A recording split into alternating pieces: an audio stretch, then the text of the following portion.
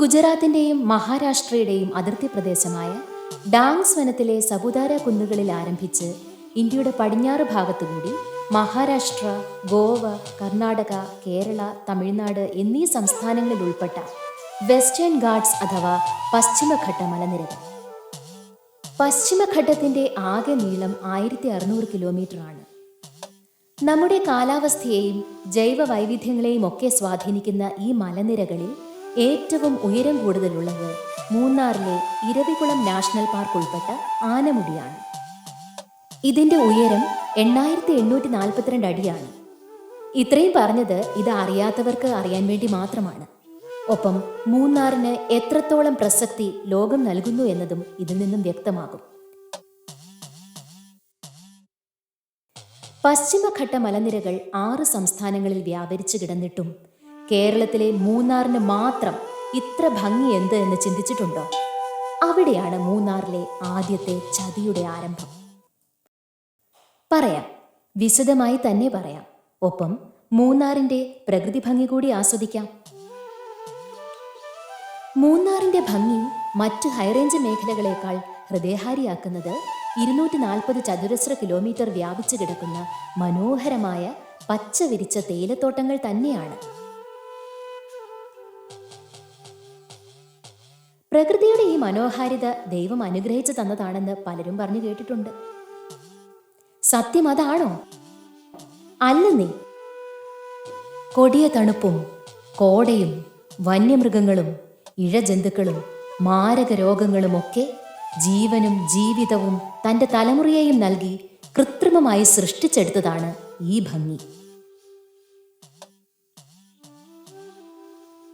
ജീവിക്കാൻ ഗതിയില്ലാതെ തമിഴ്നാട്ടിൽ നിന്നെത്തിയ സാധുക്കളുടെ അധ്വാന ഫലമാണ് ഈ വശ്യമനോഹാരിത. ഈ 24,000 ഹെക്ടറിൽ ഓരോ തേയിലച്ചെടിയുടെ ചുവട്ടിലും പാദം പതിഞ്ഞ കൊടും തണുപ്പിലും വിയർത്ത ഇവരല്ലാതെ മറ്റാരെങ്കിലും ഇവിടെ ഉണ്ടാകുമെന്ന് തോന്നുന്നില്ല. തിരുവിതാംകൂർ രാജവംശ ഭരണത്തിന് കീഴിൽ പൂഞ്ഞാർ രാജകുടുംബത്തിന്റെ അധീനതയിലായിരുന്നു മൂന്നാർ. തിരുവിതാംകൂറിന്റെ അന്നത്തെ ഭരണാധികാരി വിശാഖം തിരുനാളായിരുന്നു. 1880 ബ്രിട്ടീഷുകാരനായ A.H. ഷാർപ്പ് എന്ന ഇംഗ്ലീഷുകാരൻ കൃഷിക്കായി രാജാവിൽ നിന്നും ഈ ഭൂമി പാട്ടത്തിനെടുക്കുകയായിരുന്നു. രണ്ടാമത്തെ ചതി ഇവിടെ തുടങ്ങുന്നു. തേയില കൃഷിയുടെ പേരിൽ വൻ മരങ്ങൾ നിറഞ്ഞ 240 ചതുരശ്ര കിലോമീറ്റർ വരുന്ന വനപ്രദേശം മുഴുവൻ വെട്ടിത്തെളിച്ച് ഇന്ന് കാണുന്ന മലനിരകൾ മാത്രമാക്കി. ഇവിടെ ഉണ്ടായിരുന്ന വീട്ടി, തേക്ക് പോലുള്ള വൻ മരങ്ങൾ ഇവിടെ നിന്നും സായിപ്പിന്റെ സ്വന്തം രാജ്യത്തിലേക്ക് കടത്തുകയായിരുന്നു. മൂന്നാറിൽ നിന്നും ടോപ്പ് സ്റ്റേഷനിലേക്കും അവിടെ നിന്നും ബോഡിനായ്ക്കന്നൂരിലേക്കും പിന്നീട് തമിഴ്നാട്ടിലെ നാഗപട്ടണം, മദിരാശി തുടങ്ങിയ തുറമുഖങ്ങൾ വഴി അവരുടെ നാട്ടിലെത്തിച്ച് വലിയ ഉരു നിർമ്മിക്കുന്നതിനും ആഡംബരത്തിനും ഉപയോഗിച്ചു. സാമ്പിളായി കുടിച്ച ചായയുടെ മറവിൽ സായിപ്പ് കോടികൾ വിലമതിക്കുന്ന തടികൾ കടത്തുകയാണെന്നുള്ള യാഥാർത്ഥ്യം രാജാവ് മനസ്സിലാക്കിയില്ല. കാൽക്കീഴിലെ മണ്ണൊലിച്ചു പോകുമ്പോഴും തേയില വിളയുന്നത് നോക്കിയിരുന്ന രാജാവിന്റെ ചരിത്രം രേഖകളിൽ സൂക്ഷിക്കാതെ പോയതും ഒരു ഭാഗ്യമായി ഇപ്പോൾ കരുതുന്നു. മലയാളികളെ ഇവിടെ ജോലിക്ക് വെച്ചാൽ പണിയാകുമെന്ന് മനസ്സിലാക്കിയത് കൊണ്ടാവും സായിപ്പ് തമിഴ്നാട്ടിലെ മധുര, തിരുനെൽവേലി എന്നിവിടങ്ങളിൽ നിന്നും ദളിത് ആദിവാസി വിഭാഗത്തിൽപ്പെട്ട പള്ളർ, പറയർ, അരുന്ധതിയാർ, കാണികർ അടങ്ങുന്ന സാധുക്കളെ ജോലിയും വേതനവും നൽകാമെന്ന് പറഞ്ഞു പ്രലോഭിപ്പിച്ച് മൂന്നാറിലെത്തിച്ചു. അധ്വാനികളായ അവർക്ക് കുറഞ്ഞ സമയം കൊണ്ട് തന്നെ കാട് വെട്ടി കൃഷി ആരംഭിക്കാൻ സാധിച്ചു. അങ്ങനെ തമിഴ്നാട്ടിൽ സാമൂഹികമായും സാമ്പത്തികമായും വംശീയ അധിക്ഷേപത്താലും പാർശ്വവൽക്കരിക്കപ്പെട്ട ദളിതരായ ഈ ജനതയാണ് ഇന്നീ കാണുന്ന മൂന്നാറിന്റെ മനോഹാരിത നമുക്ക് പ്രദാനം ചെയ്തത്. ചെങ്കുത്തായ മലകളും കുന്നുകളും വെട്ടിയൊരുക്കി ചെടി വച്ചു പിടിപ്പിക്കുകയും ഓരോ ചെടിച്ചോട്ടിലും ഈ സാധുക്കൾ ചീന്തിയ വിയർപ്പു തുള്ളികളുമാണ് ഇപ്പോൾ നാം ആസ്വദിച്ചുകൊണ്ടിരിക്കുന്ന മൂന്നാറിന്റെ പ്രകൃതി സൗന്ദര്യമെന്ന് അവിടേക്ക് ചെല്ലുന്ന എത്ര പേർ മനസ്സിലാക്കുന്നുണ്ട്? ഇനി ഇവർ ഏറ്റുവാങ്ങിയ ചതിയുടെ അടുത്ത ഘട്ടം എന്താണെന്ന് നമുക്ക് നോക്കാം. 1880 കാലഘട്ടത്തിൽ 10,000-ൽ പരം തൊഴിലാളികളെ ഇവിടെ എത്തിച്ചു.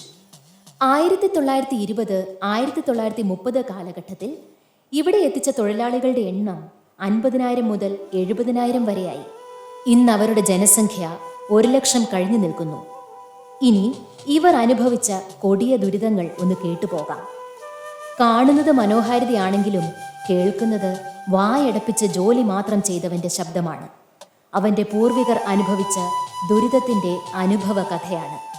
കടുത്ത തണുപ്പിനെയും പുലിയെയും കരടിയെയും ആനയെയും വിഷപ്പാമ്പുകളെയും എന്തിന് ചോര കുടിക്കുന്ന തോട്ടപ്പുഴുവിനോട് പോലും മല്ലിടുമ്പോൾ കാലാവസ്ഥാ വ്യതിയാനങ്ങളും മലമ്പനി പോലുള്ള കടുത്ത രോഗങ്ങളും ബാധിച്ച് കുറേ അധികം പേർ മരിച്ചു വീണു.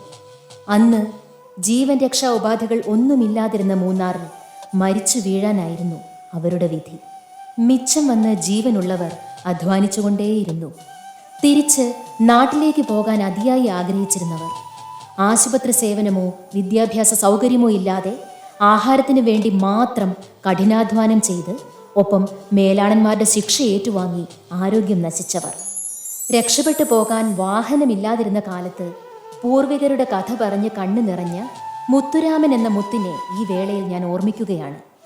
അദ്ദേഹത്തിൻ്റെ അച്ഛനെയല്ല, അച്ഛൻ്റെ അച്ഛൻ പറഞ്ഞ കഥയിലൂടെ ആ കാലഘട്ടത്തെ ഓർത്തെടുത്തു മുത്തുരാമൻ. മുത്തു പറഞ്ഞ കഥയിലൂടെ വെളിവാകുന്ന മറ്റൊരു ചതി കൂടി ഇവിടെ പറഞ്ഞു പോവുകയാണ്. കാലഘട്ടവും കലണ്ടറും മാത്രമേ ഇന്നിവിടെ മാറിയിട്ടുള്ളൂ. കേട്ടിട്ടില്ലേ ഒരു ജുവലറിയുടെ പരസ്യവാചകം? പണിക്കുറവില്ല, പണിക്കൂലിയില്ല. ആദ്യകാലത്ത് പൂർവികർക്ക് കിട്ടിയ അതേ ലൈൻ കെട്ടിടത്തിൽ തന്നെയാണ് ഞാൻ ഈ വീഡിയോ ചെയ്യുമ്പോഴും അവർ തലമുറകളായി താമസിക്കുന്നത്.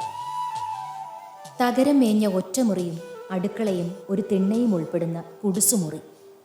അതിനുള്ളിലേക്ക് കയറിയാൽ നല്ല തറയോ നല്ല ഭിത്തിയോ അപൂർവമായ കാഴ്ച മാത്രം. അച്ഛനും അമ്മയും നായയും പൂച്ചയും എല്ലാം സസന്തോഷം വാഴുന്ന കുടുസുമുറി. അതാണ് ലയത്തിലെ ജീവിതം. ഇണക്കവും പിണക്കവും വേദനയും സന്തോഷവും ദാമ്പത്യവും, അങ്ങനെ ജീവിതത്തിലെ മനുഷ്യൻ്റെ എല്ലാ വികാരങ്ങളും വിചാരങ്ങളും എന്തിന് പ്രസവം വരെ പൊട്ടിപ്പൊളിഞ്ഞ് തുരുമ്പിച്ച ഈ കൂരയ്ക്ക് കീഴിൽ തന്നെ. പരാതിയില്ല, പരിഭവമില്ല. കാലങ്ങളായി ഈ തകരത്തിന് കീഴിൽ ലക്ഷങ്ങൾ ജീവിച്ചു മരിക്കുന്നു. ആദ്യത്തെ 2 തലമുറയ്ക്ക് വിദ്യാഭ്യാസമേ ലഭിച്ചിരുന്നില്ല. അതുകൊണ്ട് കുട്ടികൾ മുതലേ തോട്ടം പണിക്ക് ഇറങ്ങിയിരുന്നു. പിന്നീട് കാലങ്ങൾക്ക് ശേഷം പ്രാഥമിക വിദ്യാഭ്യാസത്തിനുള്ള സൗകര്യം കിട്ടി. പക്ഷേ വ്യത്യാസമൊന്നുമില്ല. പ്രാഥമിക വിദ്യാഭ്യാസത്തിന് ശേഷം തോട്ടം പണിക്കിറങ്ങി. പക്ഷേ ഇന്നത്തെ തലമുറ അതല്ല. കുറേ പേർ തോട്ടം മേഖലയിൽ നിന്നും സമൂഹത്തിൻ്റെ മുൻനിരയിലേക്ക് എത്തിയിട്ടുണ്ട്. എങ്കിലും ഭൂരിപക്ഷം പേർ നിർധനരായി നിരാലംബരായി ഇവിടെ തന്നെയുണ്ട്. കൂലിയുടെ കാര്യത്തിൽ ഇത്രയധികം ചൂഷണം ചെയ്യപ്പെട്ടിട്ടുള്ളവർ ഉണ്ടോ എന്ന് തന്നെ സംശയമാണ്. ഇവർക്ക് കിട്ടുന്ന കൂലി ഇവിടെ വെളിപ്പെടുത്തുന്നില്ല. കാരണം എല്ലാ ഉടമകളും ഒരുപോലെയല്ല എന്നത് തന്നെ. പക്ഷേ ഒന്നറിയാം, ഇവരുടെ അധ്വാനത്തിന് ഒരു മാസം കിട്ടുന്ന തുകയേക്കാൾ വളരെ വലുതാണ് ഒരു ബംഗാളിക്ക് ഇവിടെ 10 ദിവസം പണിതാൽ കിട്ടുക. ഇവരുടെ നാവായി വിയർപ്പിൻ്റെ പങ്കുപറ്റി നേതാക്കളായവരെ പറ്റി പറയാതിരിക്കാൻ പറ്റില്ല. എല്ലാവരും അങ്ങനെയല്ല. എങ്കിലും അവരിൽ പലരും നല്ല സാമ്പത്തിക സ്ഥിതിയിലാണ്. 2ഉം 3ഉം വാഹനമുള്ളവർ, നല്ല ജീവിത സാഹചര്യമുള്ളവർ, നന്നായി വസ്ത്രധാരണം നടത്തുന്നവർ, മക്കളെ നല്ല നിലയിലെത്തിച്ചവർ. അതിൽ ഒരു പ്രത്യേകത കൂടിയുണ്ട്. ഇവരാരും തൊഴിലാളികൾക്കൊപ്പം അധ്വാനിച്ചിട്ടില്ല. ഒരു കുന്നും മലയും കയറി വേലയെടുത്തിട്ടില്ല.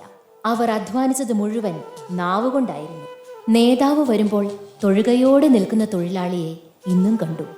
ഒപ്പം നിന്ന് ജോലി ചെയ്യേണ്ടവർ ഒരു കാറിലെത്തുമ്പോൾ എഴുന്നേറ്റ് നിന്ന് തൊഴുന്ന കാഴ്ച വളരെ വേദനാജനകമാണ്. ഇതും ഒരു ചതിയായി നിങ്ങൾക്ക് തോന്നുന്നെങ്കിൽ അതങ്ങനെ തന്നെ ഇരിക്കട്ടെ. അങ്ങനെ ലൈൻ ഹൗസ് എന്ന കോളനിയിൽ ജനിച്ച് മരിച്ച് കടന്നു പോകുന്ന തൊഴിലാളിയും അവൻ്റെ കുഞ്ഞുകുട്ടി പരാധീനതയും ഒക്കെ ചേർന്ന് സമ്മാനിച്ച ഈ മനോഹര ഭൂമിയിലെ നല്ല ക്ലാസ് റിസോർട്ടിൽ റൂമെടുത്ത് തലയിലൊരൽപ്പം ഭ്രാന്ത് കലർത്തി സൈറ്റ് സീയിങ്ങിന് പോകുമ്പോൾ മുഷിഞ്ഞ വസ്ത്രവുമായി തലയിൽ വിറകുമായി പോകുന്നവരെ കണ്ടിട്ടുണ്ടോ? ഇല്ലെങ്കിൽ ചാക്കുടുത്ത് തലയിൽ തേയിലയുടെ ഇലക്കെട്ടുമായി പോകുന്നവരെ കാണാറില്ലേ? അവരോട് നിങ്ങൾ അസഭ്യമായി സംസാരിച്ചാൽ പോലും ഒന്നും പറയാതെ അവർ മൗനമായി പോകുന്നത് നിങ്ങൾ ശ്രദ്ധിച്ചിട്ടുണ്ടോ? അല്ലെങ്കിൽ നിങ്ങളോട് സംസാരിക്കുമ്പോൾ അതിവിനയം കാണിക്കുന്നത് ശ്രദ്ധിച്ചിട്ടുണ്ടോ? അത് തലമുറകളായി അവർ അനുഭവിച്ച നീതി നിഷേധത്തിലൂടെ ശീലിച്ചെടുത്തതാണ്. സത്യത്തിൽ ഇത്രയധികം ചതിക്കപ്പെട്ടവർ നമുക്കിടയിലുണ്ടോ? കാലാനുസൃതമായി കൂലി കൂട്ടിയിട്ടില്ല എന്ന് ബോധ്യമുള്ള പലരുമായി ഈ യാത്രയിൽ എനിക്ക് സംസാരിക്കുവാൻ പറ്റി. യപ്പാ പുറന്തരിച്ചില്ലയാ, സാഗർ വരെയും ഇപ്പടിയേ പോകട്ടും, യാർകിட்ட சொல்றது? ആ വാക്കിലെ നിസ്സഹായതയെക്കുറിച്ച് ഒരല്പം ആലോചിച്ചത് വഴിയരികിൽ നിർത്തി ഒരു കട്ടൻ ചായ കുടിച്ചപ്പോഴാണ്. തേയിലയിൽ പഞ്ചസാരയുടെ മധുരത്തിനൊപ്പം കുറച്ചധികം കമർപ്പും തോന്നി. ഇവരുടെ ജീവിതവും അരഞ്ഞു ചേർന്ന തേയിലയല്ലേ, അതായിരിക്കും ആ കമർപ്പ്. ഉയരം കൂടുന്തോറും ചായയ്ക്ക് രുചി കൂടുമെന്ന് ഏത് സെലിബ്രിറ്റിക്കും പറയാം. എന്നാൽ ഉയരം കൂടുന്തോറും തൊഴിലാളിയുടെ ചങ്ക് വാപൊളിക്കുമെന്ന് ഒരു സെലിബ്രിറ്റിക്കും അറിയില്ല. മൂന്നാറിൻ്റെ ഭംഗി ലോകം മുഴുവനും അറിയപ്പെടുമ്പോഴും അതുണ്ടാക്കിയവരെ ആരും അറിയുന്നില്ലല്ലോ എന്ന തോന്നലിൽ നിന്നും രൂപപ്പെട്ടതാണ് ഈ വീഡിയോ. തൊഴിലാളികൾ നിലനിൽക്കട്ടെ, വരും തലമുറയ്ക്കും ഈ പച്ചപ്പിൻ്റെ കാഴ്ചയൊരുക്കാൻ ഇവിടെ ആരെങ്കിലും വേണ്ടേ? ഈ പറഞ്ഞതൊക്കെ ചതിയായോ വിധിയായോ നിങ്ങൾക്ക് ചിന്തിക്കാം.